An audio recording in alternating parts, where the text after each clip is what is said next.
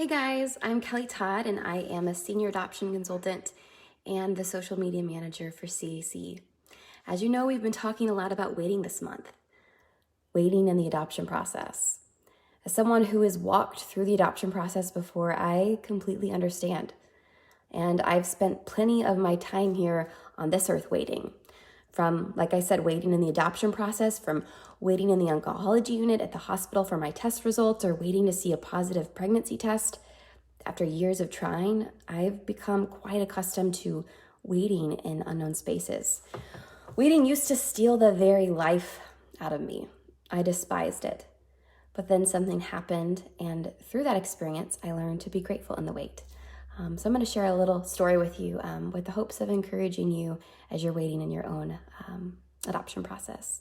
So I was finishing up my last semester of undergraduate school when I found a small lump in my back. After tests and surgery, the doctors told me, I've never seen anything like this before. It looks very concerning, but we'd like to get a second opinion. I remember the turmoil that went on in my head as we waited for a diagnosis. Days turned into weeks with no conclusive answers. As the tumor was transported from one hospital to the next, no one really knowing what type of cancer it was, I was really overwhelmed. I wasted so much time during that season playing out all of the what-if scenarios in my head. In light of the rarity of the tumor, the oncologist still wasn't completely certain, but it was looking like the cancer I had would need to be treated with aggressive chemotherapy. After leaving the oncology wing that day, I felt hopeless. I remember completely falling apart, and my mind began drowning in a sea of what unknowns. Would I need chemotherapy? Would I have to drop out of my last semester of college? Would my fertility be affected? Was death in my immediate future? All of these questions kept swirling around in my head. But we decided to get another medical opinion before moving forward with the aggressive treatment plan.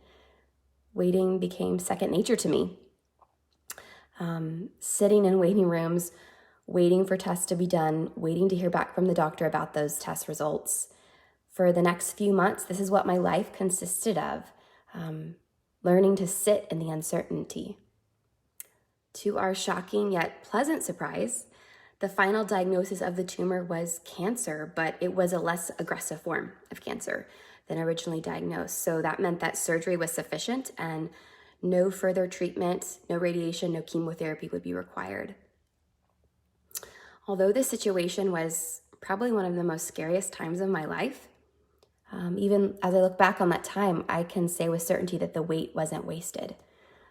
Waiting in the unknown spaces reminded me, and it still reminds me of my humanity and my weaknesses. It forced me to recognize my need for Jesus and pushed me to daily places of surrender. So you might be thinking, Kelly, what does your story have anything to do with the adoption process? Well, waiting in the unknown. It took me a while, but I came to a point where I started waiting with hope instead of waiting with worry. I found hope to be a far better choice than allowing worry to fill up all of the corners of my mind. Looking back, I can see how God used all of the waiting during that time to prepare me for the unknowns in the adoption process. At some point in your adoption journey, you are going to be faced with a question. Are you going to embrace the wait, or are you going to become overwhelmed by it and see it as a hindrance? My advice for you is don't waste the wait. Don't rush the process. God has a purpose for all things, including the wait, whether it's waiting for your first visit with your home study provider, waiting to get the final copy of your home study, waiting to hear back from an agency, waiting to hear back from a grant you've applied for, waiting to see if an expecting mother has chosen you, waiting out ICPC, waiting for finalization. I think you get the point. There is a great deal of waiting that takes place in the adoption process. But keep in mind that it's through the wait and not apart from it that God is growing you. It won't be easy. I'm sure you're familiar with that, but it is worth it. One of my favorite quotes about the wait is by a lady named Vanitha Reisner. She says, in retrospect, I can see that the wait is the most precious answer God can give us. It makes us cling to him, rather than cling to an outcome. God knows what I need, I do not.